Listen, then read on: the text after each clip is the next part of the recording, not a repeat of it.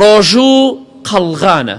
جاران قەڵغان هەبوو کەسێک شەڕی دەکرد، شەڕە شمشێر و ڕم و شت، بۆی لە ڕم و شمشێر و تیر خۆی پێپارێزە قەڵغانی بەکاردەهێنا. پێغەمبەری خوا فەرمی صلی الله عليه وسلم بەهۆی ئەو ڕۆژوەوە مرۆڤ خۆی پێدەپارێزێ لە ئاگری دۆزەخ. کەواتە چۆن قەڵغانێک لە شمشێر و لە ڕم و لە تیر ئەتپارێزێ، ڕۆژوش بە ئیزنی خوا دەتپارێزێ لە ئاگری دۆزەخ، لە عەذابی خوا. فەرمووی الصەوم جونەة من عەذاب الله. ڕیوای دووەم فەرمووی ڕۆژوو قەڵغانێکە بۆ ئەوەی لە عەذابی خوا لە سزای خوا بە دوورت کە. لە ناو گۆڕا دەبێتە قەڵغان بۆت، لە قیامە لە ساحەی مەحشەر دەبێتە قەڵغانێک بۆت.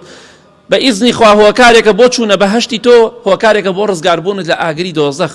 خۆشەویستی خوا فەرمی صلی الله عليه وسلم لە حەدیث صحیحدا کەسێک یەک ڕۆژێکی سونەت بگرێ، نەک فەرزیش، فەرزەکە زۆر خێرێکی گەورەترە. هەر کەسێک لەبەر خاتری خوا یەک ڕۆژێکی سونەت بگرێ، خوای گەورە 100 ساڵ لە جەهەنەم دووری دەخاتەوە. ئەبێ پاداشتی فەرزەکە چەندێک بێ، هەر باسی ناکرێ، بەراورد ناکرێ. کەواتە خوای گەورە دەیەوێت بەهۆی ڕۆژووەوە تۆ لە ئاگری دۆزەخ بپارێزێ، بەڵام کاتێک کە تۆ بەبێ عوزر بە ڕۆژوو نابی، تۆ حەزت لە دۆزەخ و خۆتی بۆ هەڵەدەی. گەنجەکان بە ڕۆژوو بن. خواردن چییە؟ نیۆڕۆ نان مەخۆ، پارچێ و نانە خۆی، شەویش ئێوارە نانی چاکە خۆی. تەنها نیۆڕۆ لەبەر خاتری خوا یەک مانگێ 29 ڕۆژ 30 ڕۆژ لەبەر خاتری خوا نان مەخۆ. خۆت مەکە مەدعەمەکانە، ئەوانش کە مەدعەمیانە لە خوا بترسن.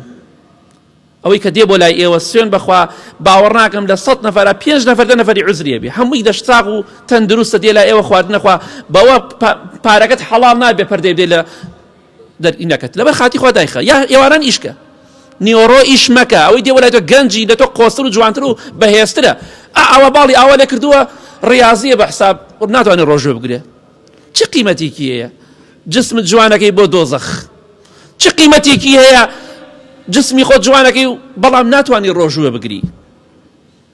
گەنجە خۆشەویستەکان لە خوا بترسن، تەقوای خوا بکەن.